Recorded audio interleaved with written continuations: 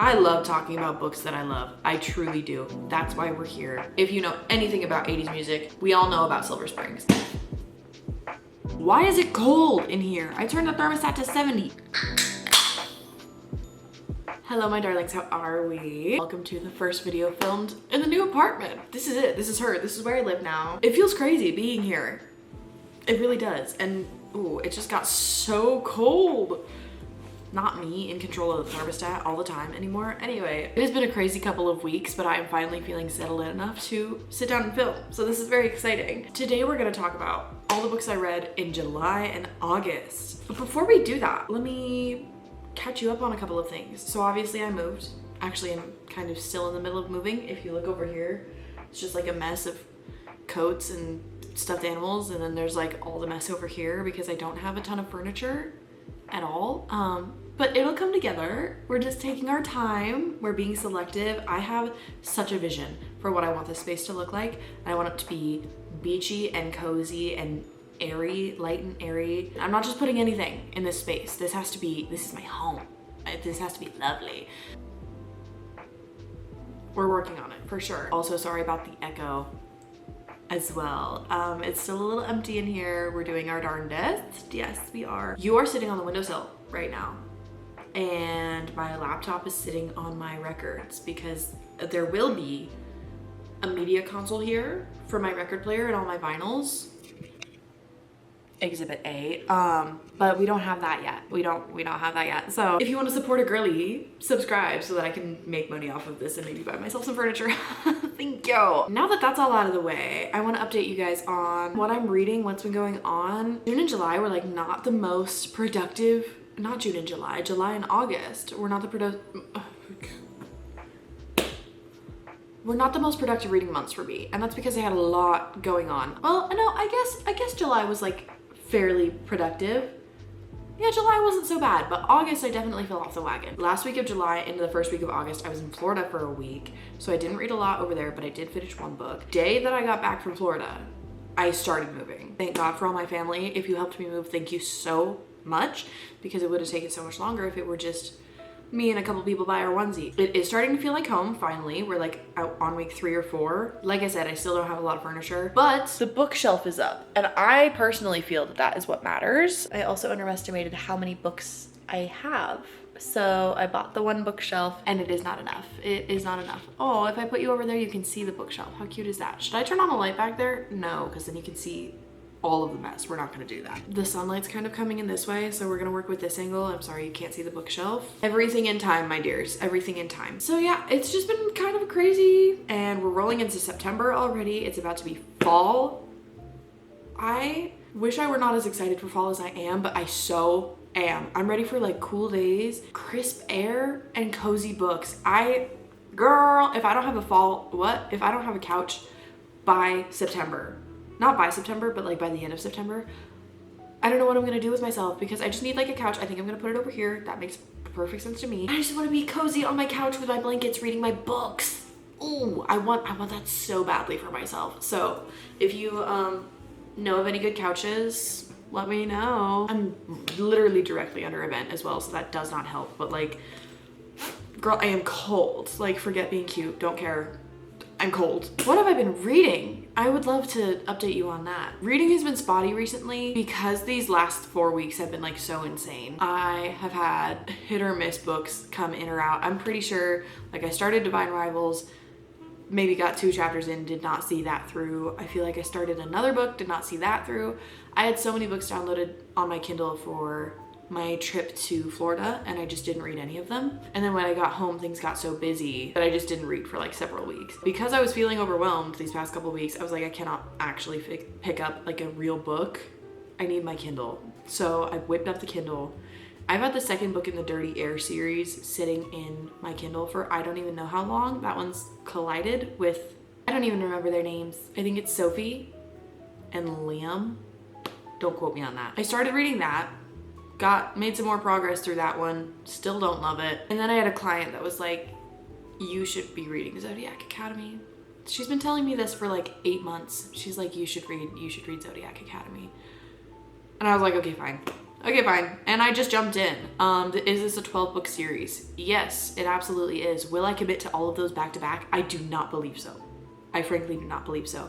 But I will do my best to film the experience so that you guys can see me reading Zodiac Academy for the first time. Because what do you mean it's 12 books long? How are you gonna do that? But there will be more on that. Other reading updates. Went to the mall yesterday and we found this store. It was like a book and gift shop. Really like adorable, lovely, ran by these little old ladies. They had extremely good deals. I got some steals. First book is A Diary of Anne Frank. I read this book in, I think, the 7th grade. Still stays with me. Nearly perfect condition. No annotations. Perfect. I'm saving the best for last. There's only 3. The next book is a coffee table book. Caileigh, what coffee table? You may be asking. Wonderful question. Maybe you should subscribe and stick around so that I can get a coffee table or something. I don't know. That would be cool. Look at her. The Essential Monet. I went to the Monet exhibit with my parents several years ago at the art museum and I loved it. Tulips in Holland, and it has a blurb about the history of the painting. I'm very excited to have this on my future coffee table. And then the last book, I cannot explain to you how excited I am about this find because I saw it on the shelf. And it's a new book. I saw it on the shelf and I had a sticker that said $14 and I was like, that's literally half price. And then I looked at the book under it and it was literally even cheaper because of where it came from. I've been talking about this book. I'm pretty sure I just filmed a video in which I told you what I'm excited to read for the rest of the year. Oh my gosh. This book was like $5, if that. I'm not even kidding. It was cheap and it's in perfect condition. Okay, this is With a Vengeance by Riley Sager. It's his new release from this year. And the reason that it was so cheap, it was withdrawn from the library. It has the like plastic sleeve on it, but honestly, I haven't read a library book in so long that that's a little nostalgic to my little heart, and I kind of love that. I have no idea why this was withdrawn from the library. I have not a single clue because spooky season is coming up literally in like 2 months. So I need some spooky books. I am so over the moon about this find. Can you tell? Can you tell? I'm so excited. Let's get on to the video, shall we? Let's start with some stats, some review. I, as aforementioned, have been in what feels like the biggest reading slump of all time. Definitely biggest reading slump all year, I will tell you that. I feel like a lot of other people have been kind of on that vibe too. Like we just, I don't know, hit a lull. We all got tired after the summer. We were all just tired. We needed some recuperation time. I feel like we're getting back to ourselves. It's back to school season. We're reading more books. It's just the natural way. So I expect good things from September. Don't hold me to that. September's a really busy month, but we'll see how it goes. In July and August, I read a total of 7 books. Where has the time gone? So anyway, I truly do not think that I will be finishing another book in the next 4 days of August. And if I did, it would be Zodiac Academy. I'm only like 40% of the way through that. I don't think it's gonna happen. 7 books in July and August. We had 1 5-star. Very promising. Majority sat around the 3-star mark and 1 2.75 star. But I was like really greatly disappointed in. But that was the most recent book I read. So we'll talk about that at the end. But like, I really thought I was gonna love it. Everybody else loves it. I'm so disappointed. Let's get right into it. Most of these books I don't have with me physically. And I thought that was because I just moved, so they were all in boxes, but now the bookshelf is up and it's not that. That's not the case. It's either that it's my book and I'm loaning it to someone, it was someone else's book and I've since returned it, or I audiobooked it. There are 2 books in this stack that I have on my person right now. First book I read in July was Great Big Beautiful Life by Emily Henry, which was exciting.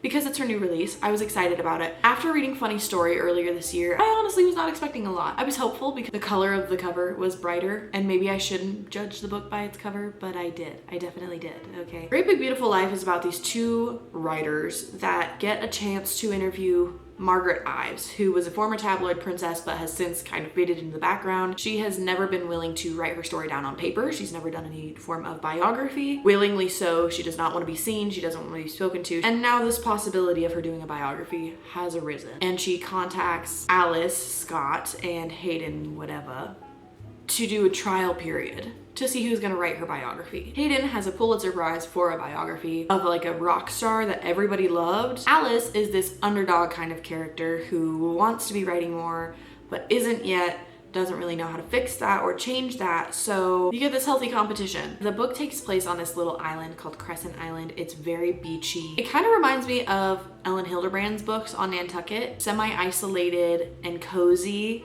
in the beachy way, which I enjoyed. Going into an Emily Henry book, I feel like we all kind of expect a romance, and I felt that the romance in this book was kind of lacking. The plot focuses on Margaret Ives' story, and you get that in the perspective of her interviews with Alice. The story focuses on Margaret Ives' history, and you get these two split perspectives of Alice's present day and Margaret's story, and how those are moving along together in the interviews. What was that? Hit a little jig.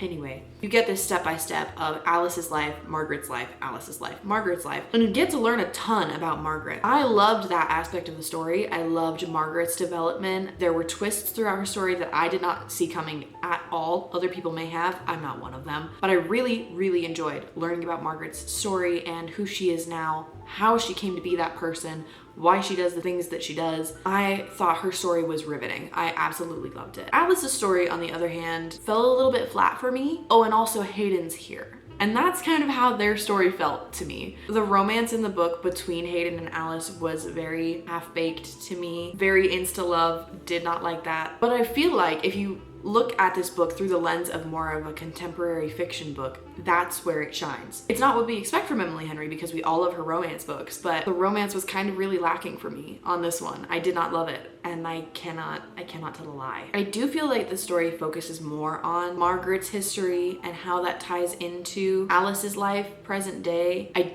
do feel that maybe the book may have been stronger if the romance hadn't tried to be more than it was. To me, they did not have really any chemistry. They could have just like had a good time and called it whatever. It tried to be like a Grumpy Sunshine kind of thing. It just didn't really work out. Because of all of that, I rated this at a 3.75.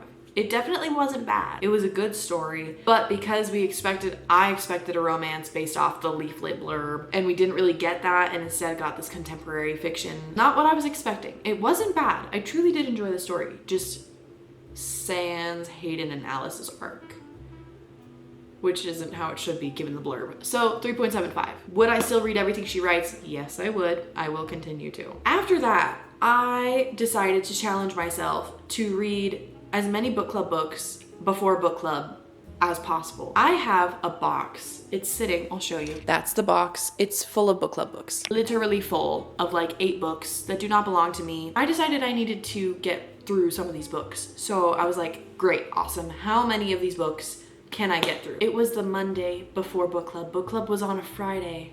So I had 5 days. I don't think I knew what I was getting into moving forward. One of them I was told was a thriller. One of them was like an autobiography. Manageable, right?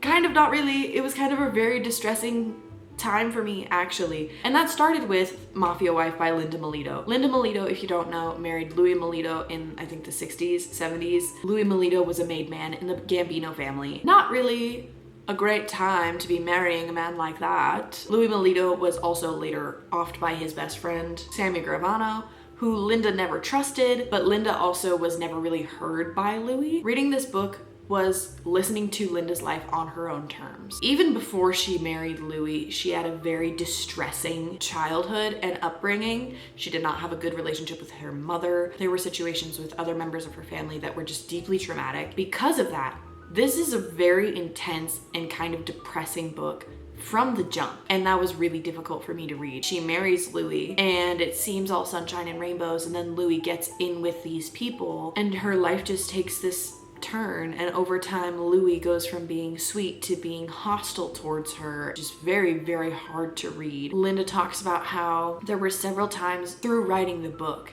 that she just wished she could stop because bringing all of this up was so painful for her. I can understand why that was the case because, I mean, it's painful to read, but she talks about how knowing that there are viewers on the other side, knowing that there are readers who are reading her story on her terms helps her cope in a way. As a reader, I felt like I was standing in solidarity with her because I read her story on her terms, because so many people in her life just passed her off because she was a woman or because she was Jewish or because whatever. Like, she just, had these blatantly dismissive people in her life, even though that book was so heavy. It felt nice at the end of that book to say, I read her story, I heard her, and I hope that she knows that there are people that do. I got through it before book club, just so y'all know. It was good. It was just really hard to read. I do think it's important to read things like that at times. I would not recommend it if you're in a bad headspace, because why would you do that? Be kind to your mind when you read, always. Just getting that alternate perspective of like what other people have gone through in their lives and how it just gives a lot of perspective on your own life. It's impossible to read someone else's story and not compare it to where you are. So I would recommend it for people who love the mafia, who are really curious about that lifestyle. But would I recommend it to the average Joe? Probably not. It feels weird to rate someone's biography, but I rated that at 3 stars. It was good. It was just a lot. At the same time, I was reading the thriller that was recommended to me that a lot of the ladies in my book club just love. That is The Last House on Needless Street by Katrina Ward. I don't know. I don't even know what to say about it. This is what Goodreads has to say. This is a story of a serial killer, a stolen child, revenge, death, and an ordinary house at the end of an ordinary street. All of that is true. If you walk into this book with that in mind, you will be completely misled. It's so, oh my goodness, multiple perspectives in this book, one of which is a man named Ted. The book starts from his perspective, and it says, today is the anniversary of Little Girl with Popsicle. You're like, what? And it's like, it's so strange, it's so strange, it's so strange. My impression of Ted in the first chapter was that there was this grown man that was talking in this really strange way about these experiences that he'd gone through. He's like, there's a murderer around, because he has all these bird feeders and someone has stuck glue traps to them so the birds can't fly away. It's kind of terrible, definitely on the front end, but like just the way Ted speaks is so interesting. I just like, truly, it's hard to explain. You get Ted's perspective and then you jump to Olivia's perspective. Olivia is a gay, Jesus-loving cat. When she needs guidance, she smacks the Bible off the table and reads the verse that shines out to her. And then you get to know Lauren, who is Ted's daughter. There's also this perspective of a girl whose name is, I believe it's Delilah, and she has lost her sister years and years and years ago. Her sister disappeared and she's on the hunt to find her missing sister, and she believes that she has a suspect that she's chasing. The way that it all pans out is just shocking. I am still shocked at the way this book turned out, and I wish I could be more specific about it, but if I am, I will spoil something for you. Like, it was so genuinely confusing. I would recommend looking up trigger warnings if you're sensitive to gore, violence, things like that. I would recommend looking up some trigger warnings because there are some really graphic scenes in here. I was so confused by the time we got to the end of the book. I believed something to be true, so when something happened that disproved that, I didn't even understand. Like, I didn't comprehend that that was what was happening. It was just an absolutely crazy way to go about things. I really admire the way the author wrote the book because it was perfectly misleading. It was purposely and perfectly misleading so that I did not expect what was coming at all. I left that book feeling hopeful, which is insane to say because it was so dark and so like actually scary at times. Just absolutely puzzling and shocking and disturbing, but it did leave me feeling hopeful. Would I recommend this? Hard maybe. It really depends on if you can handle that type of literature and those graphic scenes. But if you can, and if you enjoy that, you will probably love this book. Written beautifully, the characters were really well fleshed out. I have a perfect view of Needless Street and of these characters and all of these scenes that happened and the woods and it was really incredibly written. It was just so deeply disturbing. Would I read it again? No, probably never. But I can guarantee you that that story will stick with me probably forever. Actually mind-blowing, to be honest. I rated this at a 3 as well. That's to say that I enjoyed it. I wasn't over the moon about it, but I respect this book and the writing style and the story more than I can express. I'm talking about this book and I'm being so confusing about it. It's because I'm confused about it, because it's just conflicting to respect a book and a story and admire that I can feel hopeful at the end of this aggressive thriller and also be so thoroughly, deeply disturbed by it. It is dark, it is disturbing. I do recommend checking all of your trigger warnings because it can be a lot. So anyway, moving on, that got really serious. Let's lighten it up a little bit. Then we moved to Caught Up by Navessa Allen. This is a TikTok book, so this is a good jump from where we just were. I turned it up 2 degrees and now I'm warm. Caught Up by Navessa Allen is the sequel to Lights Out by Navessa Allen, which if you'll remember, I DNF'd that book earlier this year. I just genuinely could not get through that. And it's because it was so unserious, and one of the main characters, Josh, was just like, am I a bad person? Am I the worst? Am I a good person? Like, so unserious. Both of those characters are so thoroughly mentally unstable, but they acknowledge it, so it's just so silly. And then something happens later in the book that I'm like, I can't. Apparently I draw the line at this specific event. I just can't do it. So I DNF'd it. There's, I guess, a familial tie to one of the characters in Lights Out and one of the characters in Caught Up. I didn't know that because I didn't finish the book. But apparently the way they resolve a situation in Lights Out ties into the entire plot and character development of Caught Up, but you're focusing on 2 different characters and you're not gonna lose anything from Caught Up really if you don't read Lights Out. Caught Up is about Junior and Lauren. They were, I don't know, childhood twin flames, we'll call it. They like had a fling when they were teenagers. Junior got threatened by his dad and Lauren's dad of like, you should stay away from this girl or she's gonna get hurt. And so they didn't talk for 10 years. Lauren was devastated. Now, Junior works in the mafia with his family, and Lauren has a social media career, if you understand what I'm saying. They haven't been speaking for like a decade. When Junior starts to like slowly come back into Lauren's life, she's like, stay away from me. It's essentially a second chance romance with a little bit of mafia and a whole lot of bit of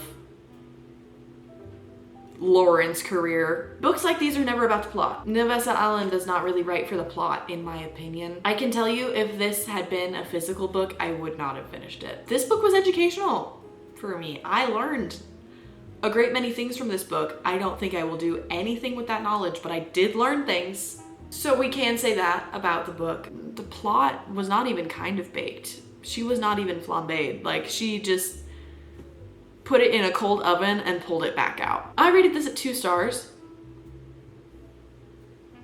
because I do enjoy books that feel more like books, if that makes sense. I love that there's a community that loves these books. I love that for you guys. It's just not really for me, but I did read all of it. I did listen to all of it, so take that how you will. After that, I was kind of on an audiobook kick because I just knew that if I tried to actually read something, it wouldn't go well. I was really just trying to like clean my brain after The Last House on Needless Street because it sat so heavy. Mind you, I read Mafia Wife and The Last House on Needless Street at the same time, in the same 4 days. I also did complete both of them before book club, so go me for that. I read Caught Up and it was unserious and it was not about the plot, and that helped. And then I jumped into an old series that I've been reading all year. I read Mockingjay. Whoa, girl. Whoa, whoa, whoa, girl. I was told to not expect a lot from Mockingjay. In the first book, you have the first games. Second book, you have the quarter quell. And so they're both very quick and very intense. And you learn a lot at the back end of the second book about what's happening in the world at large as opposed to the districts. I enjoyed Mockingjay a lot more than I was led to believe I would. I also audiobooked this one. I have the physical book. I also have never cracked the spine. For all intents and purposes, brand new. These special editions are everything. They're actually so gorgeous. I really did love this book. I did not love the way it ended. I have a thing for war books. I don't know why. In any series that has some political intrigue, there's almost always a book designated to the war. The book series that's coming to mind right now is the Red Queen series by Victoria Aveyard. I do own every book in that series, including the novella book, but I do believe I'll be getting rid of it because I didn't love it. The 4th book in that series is War Storm, and it's the thickest book in the series, and it's literally only talking about the war. And I enjoyed that book as well. I don't know why. I literally could not tell you. I could not tell you why, but I almost always enjoy the point in a story where it comes to this precipice of there is no other choice but fight. And in Mockingjay, you reach that precipice of the capital versus everyone else, basically. I think I liked this book as much as I did because it really comes down to Katniss's internal struggle and not in like a paler Gita.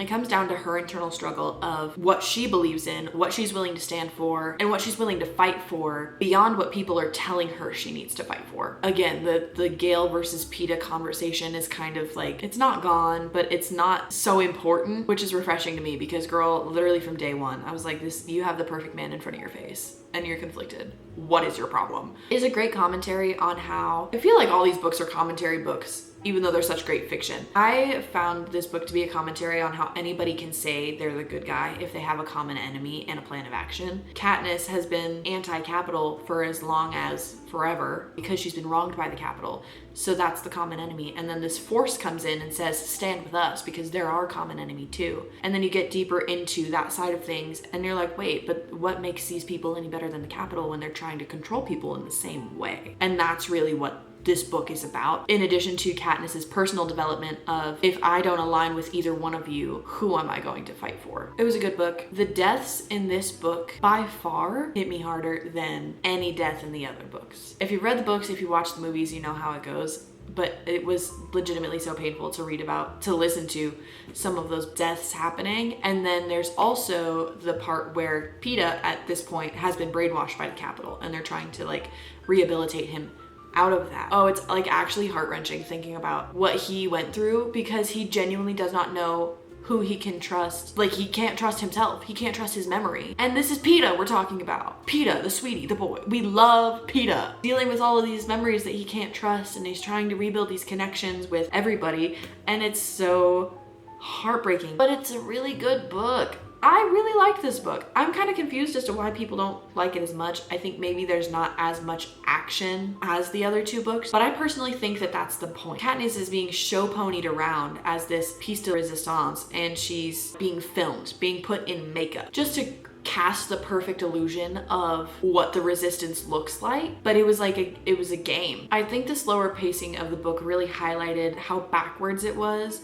that the opposition was behaving in the way that it was. It was like a mental game that they were playing. They were trying to make themselves look good, to rile other people up to fight their battles for them, and still being depraved leaders behind the scenes. I found it to be very good. As a conclusion to the original Hunger Games trilogy, I think it did well. I was disappointed by the ending, but I also saw it coming. It was lacking a little bit. We were working so hard to see who Katniss is gonna end up with, and then she just like is there. But maybe that's just because I like a stronger romance subplot. I now still have to read The Ballad of Songbirds and Snakes and Sunrise on the Reaping. Will I do that in short order? Probably not, but we'll see. Maybe I'll miss the universe at some point, but I can't say I'm dying to know why President Snow was as messed up as he was. So what did I rate this? 3.5 stars for Mockingjay for all the reasons aforementioned.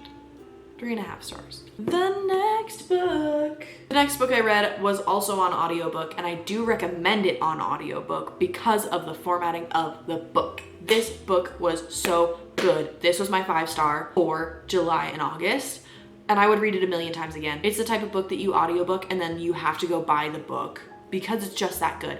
I plan to buy this book, sit down, annotate it. I'm talking color-coded, tabs, notes in the margins. Like this book, oh, it was so good. 5 stars.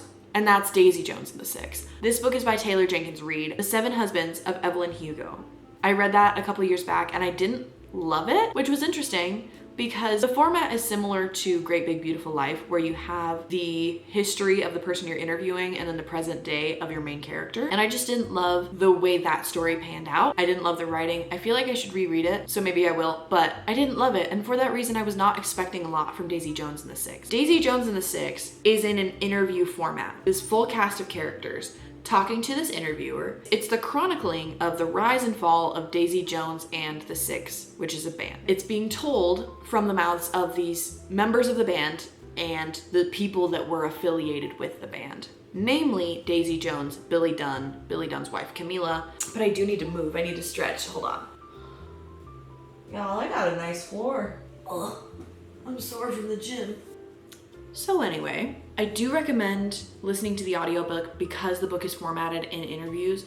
So if you're listening to it, you get a more realistic representation of how the members of the band or the surrounding people would be speaking. And I think that adds another layer of character to the story as a whole. But like I said, I will be getting the physical book and annotating. The book starts with the Dunn brothers. They've built up this small band and they've called it the Six. It takes a little bit of time, but they build up a good following and they're about to start touring. Billy Dunn is kind of the front man, the vocalist, all of the above. When the Six gets big enough that they're about to start touring, he learns that his wife Camilla is pregnant and he freaks out. He kind of goes crazy on the road, falls into a lot of substances, a lot of women, ilk behavior, like actually disgusting. And Camilla basically is like, you're gonna pull it together right now, and you're gonna be the father for your daughter, and you're gonna be a good husband, and you're gonna get this together right now. He does end up doing that. Gets sober, pulls it together for all intents and purposes, and starts writing a lot of music about how much he loves his wife.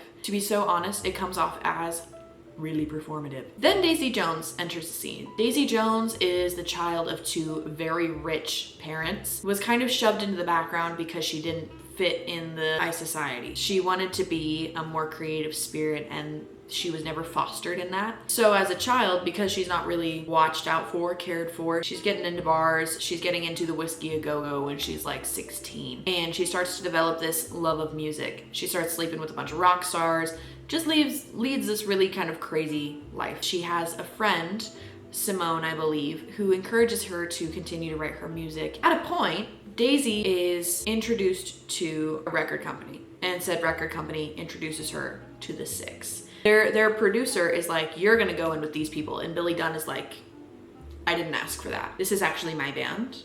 This is actually my music. She's not allowed to be here. And Daisy comes in and she was like, this is your song. I fixed it because it was awful. So you're welcome, I fixed it. Billy has had all these like soft rock songs about how much he loves his wife. Daisy has had this very conflicting, difficult, emotional experience of being human and coming into contact with all these like really awful people. And so she brings this sense of angst to the music. And they find out that Billy and Daisy just have this like explosive chemistry. Dynamite, we're all gonna crash and burn kind of chemistry. These interviews chronicle how that fire between them was the rise and fall of the band. Seeing that through their eyes, both Billy and Daisy's, as they're unwilling to admit what's obviously there, even in the interviews years after, and from the eyes of every other member in the band, that was like, it's so obvious and I wish they would just shut up about it. It was so good. And these characters were so well-rounded. Every character had a very strong, independent voice, and even though you didn't get to see them in context beyond dialogue, each character was so 3D and so themselves. I would read this book again and again and again. There were definitely several moments reading this book where I was like, this is literally Lindsey Buckingham and Stevie Nicks. Like, if you know anything about 80s music, you know about Fleetwood Mac, we all know about Silver Springs. It's literally that. You're watching this band fall apart in front of your eyes, and it's spectacular. Like, it's just, you can't look away. They're making such beautiful music while like hating each other on stage. And you're like, how are two people able to even do that when it's so obvious that there's like this like spark and this tension between them, but they're so vehemently against each other? It was incredible. And I loved every piece of it. I watched the show shortly after with my cousin in Florida. There were some disparities between what happens in the show and what happens in the book. There was one big scene in there that just does not happen. It happens in the show and it literally does not happen at all in the book. But I do think it still adds to the story the way they did it in the show. And as I was watching the show, I decided to look up if Stevie Nicks had seen it at all, because she's an icon and she's a legend, and I wondered if she knew. She literally was like, this was my life. She watched the show twice and she was like, this is how it was. This is how it was. It was just incredible. Absolutely incredible. Present day is years after the band has discontinued, so you're hearing about it from people that are no longer where they were at that time in their lives. I just ate it up. If you like 80s music at all, you have got to read this book. You have to read this book. After that, I would likely read everything else that Taylor Jenkins Reid has written. It was that good. Highly recommend. You should read it. Wow, I got really spirited about that one. I love talking about books that I love. I truly do. That's why we're here. Last book of this video, now that I have 60 minutes of footage to edit, was a book that I was really hoping that I would love. Everybody that I watch really likes this book. So I thought I would also like this book naturally. And that just was not the case for me, unfortunately. And that book is Magnolia Parks. I really wanted to like it. I wanted to like it so bad. I have clients that have told me I would love this, and it didn't land for me. And I was so hoping it would. 430 pages of pure dysfunction. Magnolia Parks is our main character. She is a part of London high society. She's very rich. One of her things, one of her tics is listing everything that someone is wearing from head to toe if it's designer, just by looking at you. And she could probably tell you what season it's from too. You'll learn designers that you didn't even know existed. Magnolia has been in love with BJ Valentine. Valentine? Don't know, but it's spelled like Valentine, so we're gonna say it like Valentine. She's been in love with BJ Valentine literally all her life. They grew up together in the same social circles because his family's also really rich. They went to the same boarding school, and their parents are like, nope, you guys are a set. You're gonna get married. This is just how it is. And they were dating for a really long time, except they broke up when the book starts. I think it was 3 years ago that they broke up. You get the impression that BJ really wronged Magnolia. But the book also starts with them in the same room, getting dressed. So you're like, where are we? What's going on? They're still like besties. The best way I can describe it is they're frenemies. They have each other's backs, but they're also purposely hurting each other the whole book. So Magnolia, to get back at what BJ did to her 3 years ago, fake dates these other men. And BJ, to get back at Magnolia for doing that, sleeps with other women. Not even delicate. This is like bull in a china shop mess of them hurting each other back and forth and back and forth and back and forth. Quite literally, it feels to me like they are not mature enough to sit down and have an adult conversation about it. Not only that, Magnolia, where are your standards, babe? I understand you've been in love with this guy your like whole life, but like at a point, does the prefrontal cortex not develop? Like, honey, you have to move on. This is like incredibly toxic, and they acknowledge that. It's such a mess, like actually such a mess. BJ depends on women and substances and like all means of other coping to deal with the fact that Magnolia doesn't want him, but she does want him. It's literally such a mess. Towards the end of the book, it's their journey of like working things out, finally sitting down and talking through things and being like, okay, we're gonna forgive, we're gonna forget, we're gonna move on. And then Magnolia figures out exactly just how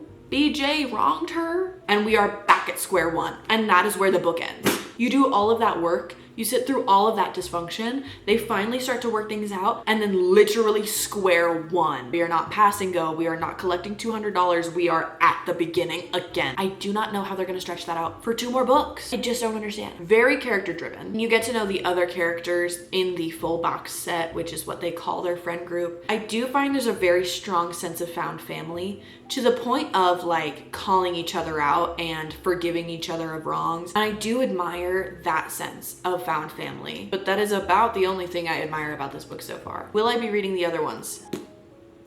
Yes, I will, specifically for Christian and Julian. Sounds like Julian hates is in the mob. I don't know exactly what they do, but I'm interested.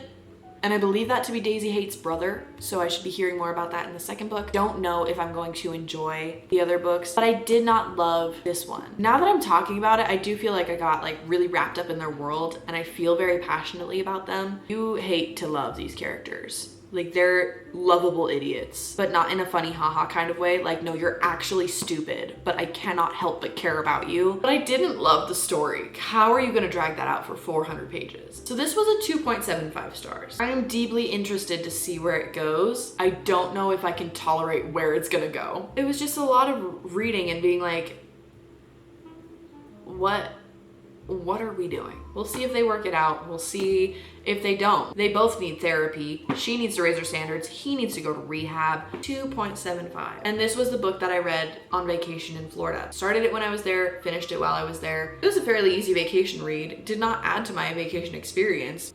Those are the 7 books I read in July and August. Crazy reading month, but I do feel like we're getting back on the horse. We're gonna be able to read some good books this fall. I cannot tell you how ecstatic I am to be reading in the fall. In my brain, September is the time for cozy fall reads, academic reads, and then October we get into like thriller territory. November we go back to the cozy reads, and then we branch into Christmas territory. In my brain, that's how it works at least. Just a quirky little gal, what can I say? Anticipated reads moving forward. I must read Wild Side by Elsie Silver because Wild Card The 4th book about Sebastian comes out on September 8th, I believe. I also need to buy a new bookshelf so that I have a place to put these freaking books. Wild Side is on the radar. I'm reading Zodiac Academy, of course. That new Ellen Hildebrand, The Academy, that she wrote with her daughter, also coming out this September. I also want to read that. I also have my Twilight reread coming up, but I think I'll save that for October. I might read Twilight a little sooner in the year because I'm just excited. I also just love vampire literature. Zodiac Academy, I'm loving because there's vampires. I didn't know that. There's vampires, there's werewolves, there's siren, there's hydra, there's literally everything. I cannot tell you why I love vampire literature. I do not know, but it never gets old for me. This is gonna be an October read. Reading Riley Sager last year is what got me to start posting on the internet. So I'm ecstatic to see where that goes. So many books in the world, such little time. This is where we're gonna end the video for today. I hope you loved talking about these books with me. I hope you end up reading some of them and I hope you love them. Let me know if you're gonna read any of them in the coming season. Back to school season, football season, fall colors, October, spooky season. Let me know what you're reading. Oh, the other book. Let me tell you real quick. The other book I'm really looking forward to reading is The Pumpkin Spice Cafe because I've read The Cinnamon Bun Bookstore and I've read The Christmas Tree Farm and I loved both of them. And I think I need to read all of Dream Harbor. Tell me what you're reading down below. I cannot wait. I'm super thrilled. I say that every time. I'm just excited to be alive. What can I say? I love it here. If you made it this far into the video, comment a little ice cream cone, a little treat to honor the end of summer. Enjoy your day. I hope you guys are taking care of yourself. If you want a comfort set and 15% off your purchase, go use the link down below. That'll get you 15% off. I will see you guys in the next video. I love you. I hope you take care of yourself and I'll see you guys in the next one. Goodbye.